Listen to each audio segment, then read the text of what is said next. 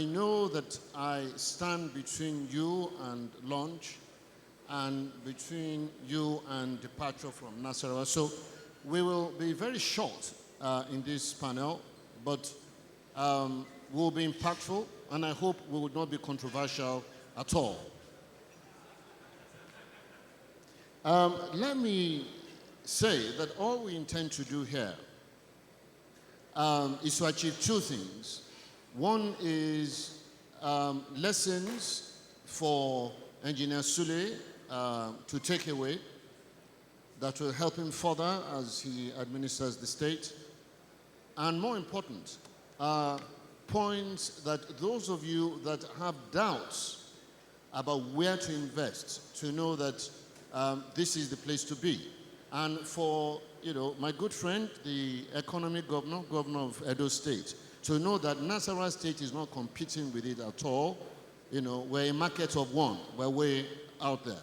So they'll be competing amongst themselves. We are chasing to be one of the largest economy of Ghana. Your Excellency, so I'm going to start with you, sir. And given what we've heard before about your vision of Africa and what you've written about the things that can be done, and knowing that you've served at different levels of government and that you love Amala and things like that. What, Your Excellency, would you say, given your experience as a reformer, that needs to be done to sustain economic development in a meaningful way in the state? Thank you, sir. Yes, thank you very much, Your Excellency, the Vice President, distinguished guests. One, like I said in my statement, the private sector and investors will go where they have an enabling environment. They'll go where there's peace and security. They'll go where there's power. They'll go where there's availability of water. They'll go where they can transport their goods from one point to the other. They'll go where they have health care so that in case they are ill, they can have access to health care. They'll go where there's education, good education for their children. And so all these are important, and they are the responsibility either of the nation or of the state. In the case of Nasarawa, I came yesterday. I flew into the new airport, and I think that's a good thing. It allows cargo to be flown in, and I hear it's going to be a cargo hub, and so it will have warehouses and all that. It allows cargo to be flown in. It allows passengers to fly into the state easily, and so that is opening up the state to more investments. I don't know what the state of all the roads are, but at least the roads that I passed on yesterday are well tarmacked, and the drive is very smooth. And from the little that I've seen about Nasarawa State, there's so much arable land. And so what I'll advise is the first thing to do is to take your comparative advantage, which is in agriculture and agribusiness. There are a lot of things you're producing here. You're producing sorghum, you're producing soya, you're producing cassava, you're producing cowpeas, you're producing rice, It is the production of these things and taking advantage of the full agricultural value chain. That is from production to finished product. That is what will create the kind of leverage that you need in Nasarawa. Happily, Alhaji Aliko has promised further investment. Already, I think he's invested in sugar, and he's looking at investing in rice production. Now, sugar and rice are two commodities that many of our countries, and I'll speak for Ghana, spend billions of dollars to import. From Brazil, sugar, from Asia, Vietnam, and all those other Asian countries, Thailand, we import a lot of rice. And so the ability to be able to produce it ourselves and create what we call import substitution will allow resources to remain in our own countries. And I see that that is what Nigeria is doing successfully. Yesterday, the rice I ate in the governor's house was locally produced rice. And it was just as tasty as any rice that I'm eating anywhere in the world. And I'm sure the sugar that I was served is Dangote sugar. And I think that those are all positive things. And our country, Ghana, should emulate it. It's estimated that we spend about $2 billion a year to import 6 products: vegetable oil, fish, chicken, rice, sugar, and tomato. And these are things that we have the comparative advantage to produce. So I think Nasarawa State is on the right track, and I commend you. Thank you. Thank you very much.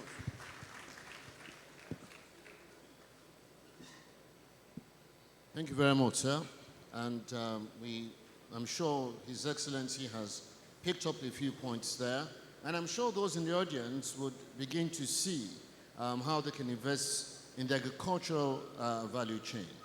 And so speaking about, value chain, I will turn to none other than Africa's leading son, Aliko Dangote, GCON. So Ajayi, thank you for your investment in the state, and thank you for the opportunity of leadership in business that you gave the governor, which he's brought in here. So what we would like to know, sir, is what is it that we need to continue to do to attract people like you to the state? We know you're growing. What are those things that you would like to see? Be it the fiscal policy of the state itself, or whatever. Please, we would like to hear from you those things that you think we need to do to bring other investors like you, as we would like to know some of your other plans for us. Maybe you will build a larger industrial complex in Nasarawa State. Well, thank you very much, Your Excellency, Mr. Vice President, other Excellencies, Royal Highnesses, distinguished ladies and gentlemen. I think what you need really, first of all, is the stability of policies. The stability of policies, especially by the federal government, to see that, yes, once you give rules, people start investing based on those policies. You have to allow those policies to continue. One of the things that actually brought us here to Nasarawa was the easy access to arable land. They have a lot of land, they have water, and the process of getting that land did not really take us much time. It was all processed. There is much better, and I repeat, much better security here in Nasarawa than the other states who are doing similar businesses. We have never really heard of any of official or whatever being either attacked or kidnapped or whatever. And then also the community. We have had excellent relationship with the community. And anytime when we have issues, it's not that a government official will go there. No, it is the governor himself that will go and talk to the people. So there's ownership. So with this sort of ownership, where the governor himself is the one that is driving the process, you cannot really get anything better than that. And I must really congratulate, His Excellency and his team for really protecting people's investments here in Nasarawa State. I think one of the things that I might, look at or advise is that they should continue. This GIS that they have, it is very, very important, because there are some states which will have actually paid for 25,000 hectares for the last 8 years. We have not been able to get our certificates. I know once you don't really have a certificate, there's no way you will carry on with that investment. So I think Excellency Engineer Abdullah Sule, you should continue based on what you are doing. This will actually bring a lot of investors. In terms of general policy of investment, that one is not really within your own environment. It's to do with the federal government. So I think you should continue to collaborate with the federal government. We would like to still hear, because the VP is here, so he will need to know what to do as a federal government to ensure that the governor of Edo State and the governor of Nasarawa State can do better. So, yeah, we'd like to hear from you. You sir. really want to drag me into politics, right? No. No. No. Controversy. No. Well, I think one of the issue I think is to do with mainly port clearing, which His Excellency the Vice President has actually been overlooking at. He's been assisting in making sure that yes, we have even good infrastructure by bringing some of our goods. When we import machinery and coal, they only have to arrive somewhere in Lagos or Port Harcourt. The government was very, very generous. They gave, we actually wrote to the government, and the government gave us the permit of building about 83 billion naira road, which we can now deduct from, 3 years of our taxes. So I think that is an excellent something. But you see, the congestion at the port and the clearing process, Your Excellency, we still have to do more, with that. We still have to do more. The government, they've done really their best, but I think we still have to do more so that people don't end up paying damages or have their equipment there. The investment policy as we have today, it is very, very favorable for industries, but I think it is not very, very favorable for agriculture. Reason being that, that's when it comes to tax holiday. The support by the federal government in terms of fertilizer, in terms of any other thing is excellent. But the tax holiday for agriculture for 5 years, Your Excellency, is too short. I think we need to look at that and review it, because in agriculture, there's no way you'll be able to even recoup your investment in 10 years. It's a long-term investment. Even though today, agriculture is not only for the poor, it's also for the rich.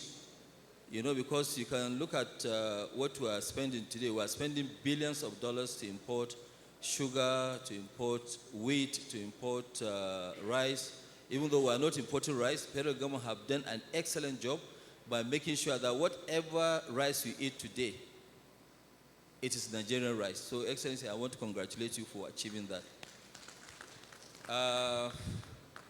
When you look at it generally, is Nigeria giving the right incentives to invest? Yes, Nigeria really has given more than enough. The only thing that we actually need to look at critically well is the policy consistency. Once there is consistency in policy, people will come and invest. It doesn't matter whether there is devaluation or whatever it is, people will continue to invest. But are we happy investors in Nigeria? Yes, Your Excellency, distinguished ladies and gentlemen, we are very happy investors. And I think the policies in terms of, apart from agriculture, all the other areas where we invest, in terms of factories, in terms of gas-related industries, all the policies, actually they even have over incentives. The only one that we need to look at, Your Excellency, is agriculture. And why I keep talking about agriculture, because that is really what will benefit Nasarawa State as we speak today. Agriculture and solid minerals. Thank you. Thank you, Ajayi. Thank you very much. We're still looking to you to build an industrial plant here, Ajayi. So, yeah, we'll do agriculture, but we want a huge, the type you've done in Lagos State. Okay. So we're holding you to it. And so, ladies and gentlemen, you've heard, and I'm sure His Excellency the Vice President has heard that he has to do more for us in the next 1 year as he busies himself with other things to make sure that these governors that you support at the National Economic Council are successful in the things they do. And so, talking about assistance to states, we have with us Dr. Mansur Muhtar. He's joining us virtually. Dr. Mansur Muhtar was a finance minister here and is currently vice president with the Stagnant Development Bank. Can we see him? Yeah, can you please bring him up? Can we bring him up so that we can... Right.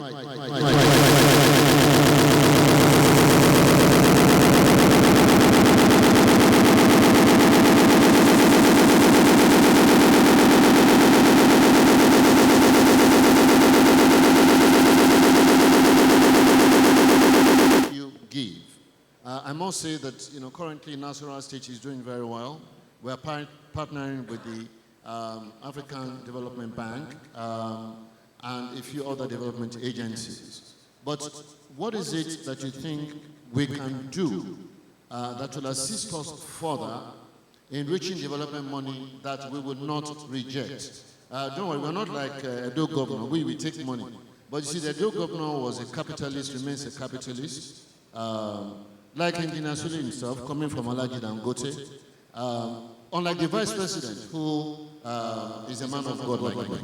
So, Dr. Mansur, please let us hear from you.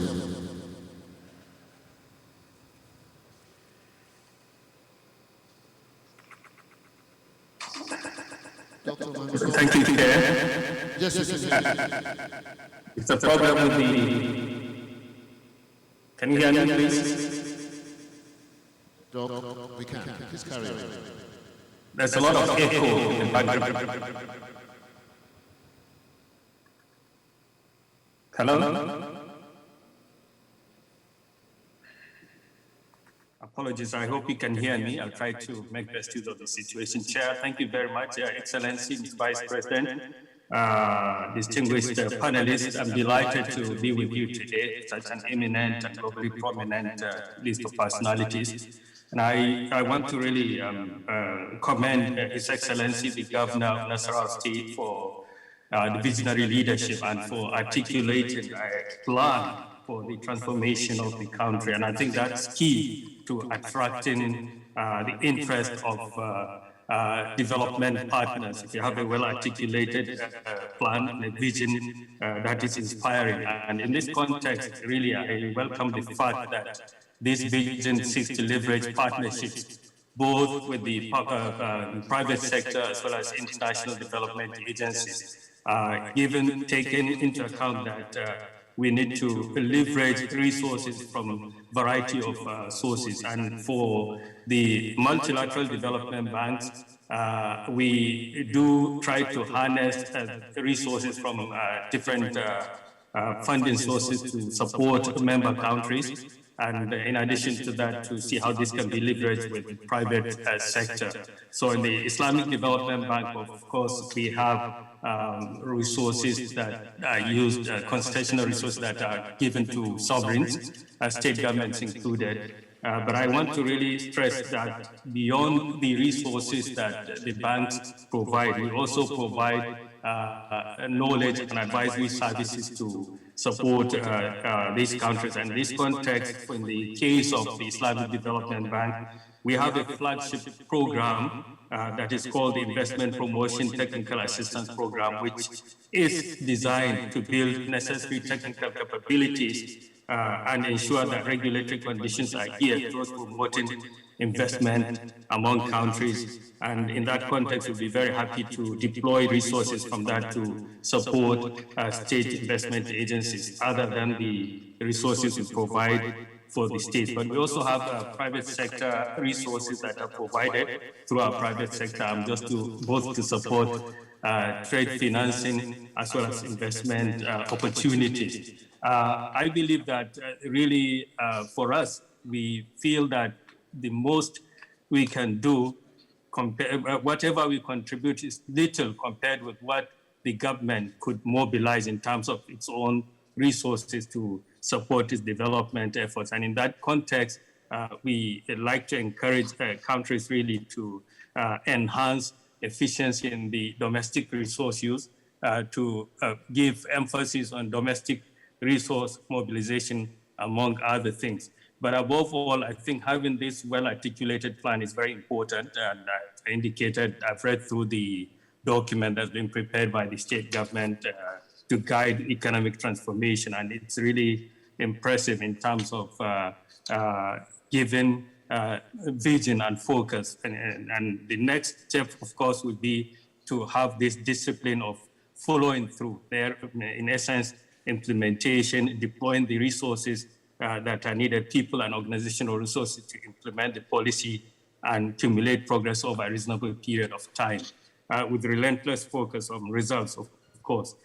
The last point I wanted to make is that for many countries, we do realize that there is also a need to appreciate what is achievable realistically. So much as you want to push for these development initiatives, we need to also appreciate and confront reality as it is, the realities of the environment in terms of the capabilities, the public institutions, and in that context to be able to manage expectations accordingly.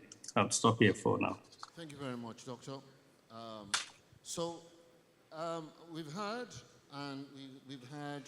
of a few key points here. And one important thing is domestic resource mobilization. Really, pulling together capital so that not that we're chasing Alhaji Dangote because you can't catch him. He's gone. But to begin to pull together capital, and it's a good thing we have a former CBN governor here who can speak to us a bit about these things in the context of sustainable economic development. And Your Royal Highness, I'd like you, with the color that is behind you, not yours, but the color behind you, to address Your Royal Highness what you think, and mostly because His Excellency Vice President is here, how we can begin to frame the macroeconomic circumstance of our country in a manner that helps our governors. And secondly, that thing that you're passionate about, social infrastructure. If you can speak to us about these things in the context of bringing investments and economic development to the state. Your Royal Highness. The color. We're expecting you to speak with color. No, I know there'll be no controversy. Thank you very much, Konyi. Konyi keeps telling me he doesn't want me to be controversial. I promise you I won't be controversial, but if anyone decides to take what I say and turn it into controversy, I'm not responsible for that. So, I think since we all have men of God, let me begin by saying a prayer to His Excellency, the Governor of Nasarawa State. I pray that God unleash investors on your state the way He unleashed presidential aspirants on the APC.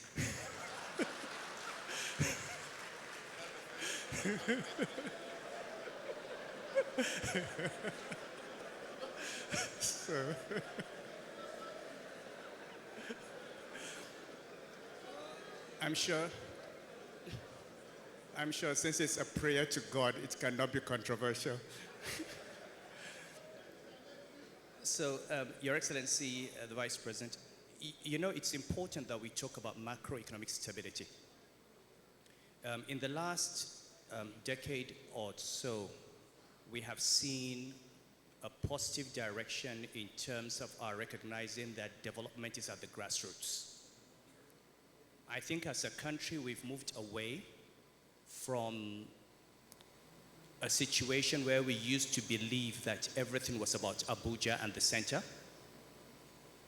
to governors and state governments and even some local governments realizing that the real responsibility for bringing development to the people is at the lower tiers of government. So we've seen increasing competition among states. We've seen attention by the World Bank, by the African Development Bank, by the Islamic Development Bank to the subnationals. We're seeing investors begin to look at individual states and what they are doing and being selective as to where they, and discriminating as to where they lay their capital. Now, having said that, I fear that we may have moved now to the other extreme, where the federal government has itself not held onto its own responsibility of providing that necessary macro environment. If you're an investor sitting in London or in New York and you're bringing in dollars to Nigeria, one thing you don't want is to believe that you're going to bring in your dollars at 500 naira to the dollar, and by the time you've made your profit and you want to repatriate, you've got to pay 1,000 naira to get a dollar. I mean, that's what macro stability does to you. It gives you the ability to make a long-term forecast. Is your investment going to give you a return, not just a return in Naira, but a return in the hard currency you're going to invest? And you cannot do that without some sense of macro stability. And therefore, as we sit here on the cusp of a new election in 2023, I think it's important that we face the reality of the difficult macro situation we're in.